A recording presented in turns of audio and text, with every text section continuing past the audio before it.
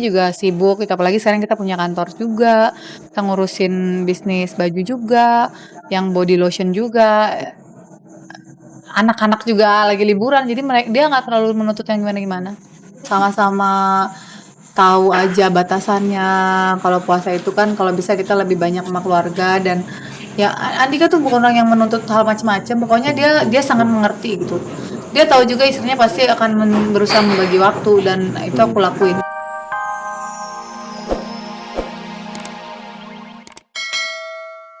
Kan untuk kita melakukan upaya banding karena tuntutan terkait dengan permohonan mut'ah dan idah itu tidak dikabulkan hari ini. Tapi yang jelas prinsipnya bahwa permohonan cerai sudah dikabulkan. Artinya secara hukum memang sudah bercerai antara Christine Yusung dengan mantan suaminya. Aldi Taher dan si mungil Miska Fortuna kian lengket di lokasi syuting. Jauhnya perbedaan usia Aldi dengan Miska tak menghalangi keduanya untuk menjalani persahabatan. Benarkah jika kegantengan Aldi yang membuat Miska betah berlama-lama di sampingnya? Atau Aldi yang sesungguhnya tak bisa melupakan wajah polos Miska? Seperti apa keseruan mereka berdua? Ini dia kisahnya. Kau jangan pernah pergi dari sini.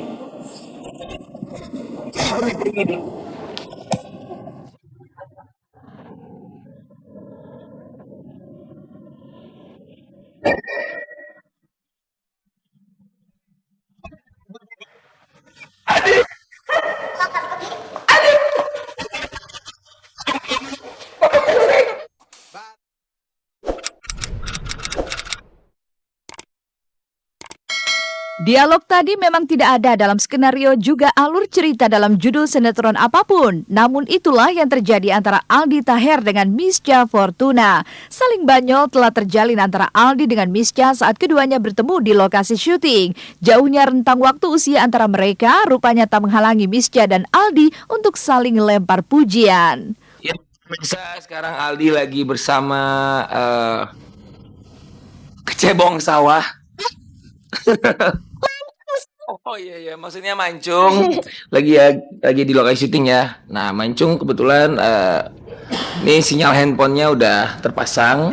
Actingnya ini nih bagus banget actingnya bagus. Ini pinter banget nih anaknya nih, pinter banget.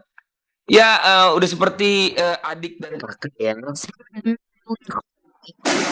Kepolosan serta kecentilan Mischa memang telah mengusik Aldi. Tak jarang di sela waktu santainya di lokasi syuting, Mischa selalu berada di samping Aldi. Entah apa yang membuat Mischa selalu ingin nempel di saat Aldi tengah terlelap. Bahkan Aldi pun tak sangka jika dirinya bisa begitu disenangi oleh gadis seusia Mischa.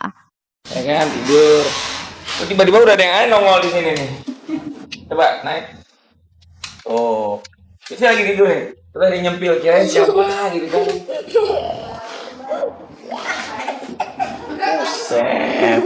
Dia suka nyelip di sini nih. Jadi kalau Aldi lagi tidur dia nyelip di sini gitu. Kakak, aku numpang tidur ya kak. Gitu. Aku kalau kakak udah tidur, aku agak takut dimarahin. Bisa muat begini dua orang ya. Padahal udah kecil loh ini bakunya. Dinyelip aja deh. Loh ngomong-ngomong loh. Berarti patungan ya nih beli ini ya. Aldi dan Mischa termasuk pribadi yang humoris. Sifat ceplas-ceplosnya Aldi membuat Mischa betah berlama-lama untuk menyampaikan semua unek-uneknya. Layaknya anak kecil seusianya, Mischa pun tak malu saat menceritakan soal mimpi juga cita-citanya di kemudian hari. Tapi hebat loh dia sekarang udah bisa beli mobil, cie. Terus juga alhamdulillah. Alhamdulillah ya rabbil alamin. Dia bentar lagi masuk sekolah ya? Bulan Juli. Tuh, di bulan Juli kemarin diunjukin foto TK ya? TKB. Iya, dia habis TK langsung kuliah. Hah? Tapi dia kalau acting nangis tuh hebat banget. Jadi makanya aku bilang sama mamanya kan, Kak ini Mancung ikutin teater aja gitu atau biar bisa nyalurkan aktingnya. Mancung nanti cita-cita jadi apa nih? Jadi dokter apa? Dokter, presiden. Semuanya aja borong. Ada kesamaan di balik sukses jalinan persahabatan Mischa dengan Aldi, yaitu keduanya sama-sama suka menjahili orang. Dan beginilah aksi Aldi dan Mischa saat menjahili si pemilik jenggot panjang, Pepi. Pina, ini bapaknya nih. Jabrik, Jabrik. Sini. Ini bapaknya nih. Kalau itu rambutnya ke bawah, kalau ini kan ke atas. Nah, makanya mirip tuh. Papi. Hey. Papi.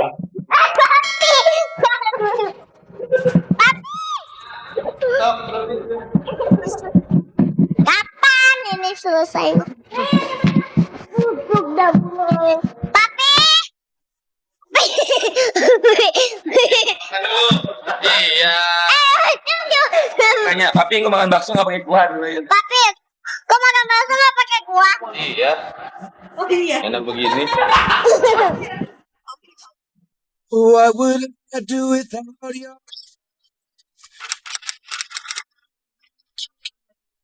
Ramadan sebentar lagi, gaung inilah yang mulai terdengar di telinga semua umat muslim, tak terkecuali Usi Sulistiawati. Sebagai istri juga ibu dari 3 orang anak, bulan puasa membutuhkan persiapan sejak jauh-jauh hari. Maklum saja, ketiga anak Usi semuanya masih dalam usia pertumbuhan. Alhasil, ia harus menyiapkan segala kebutuhan pangan anak-anak dan juga Andika Pratama suaminya.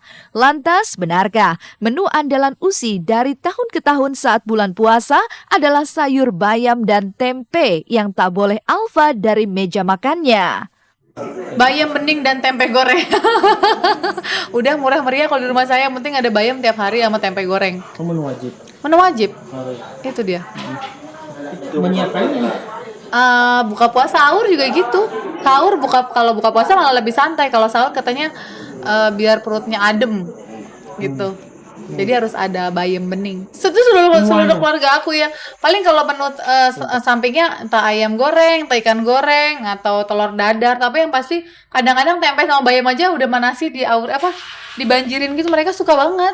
Kurma udah kemarin bawa kurma. Terus yang lainnya belum, biasa aja. Paling benar-benar rumah aja, nanti mau benar rumah total.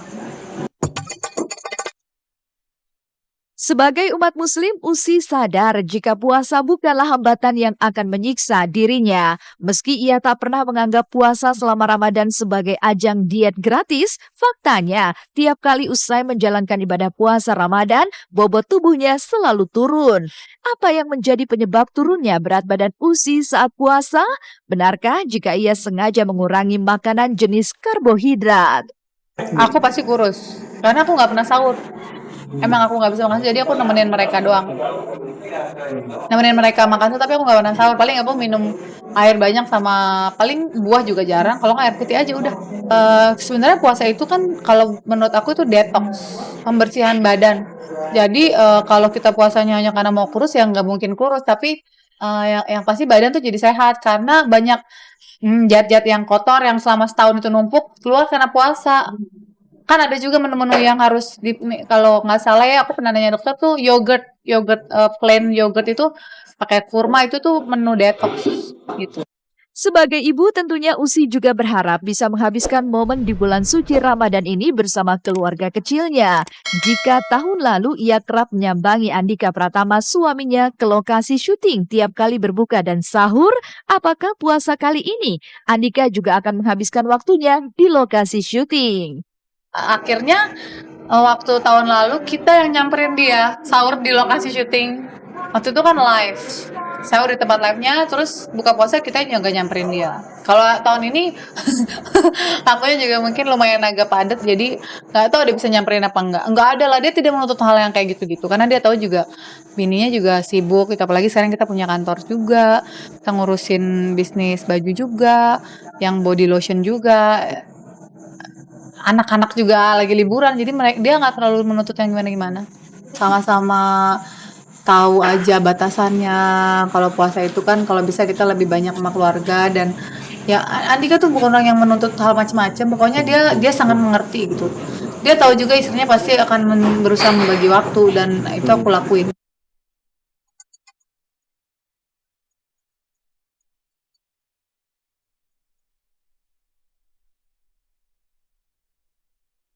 Pemirsa, 60 menit sudah kami menemani Anda untuk hari ini. Jangan lupa untuk terus saksikan Seleb on Cam setiap hari Senin sampai Jumat pukul 13 waktu Indonesia Barat hanya di Global TV. Saya Libra Akila, terima kasih dan sampai jumpa.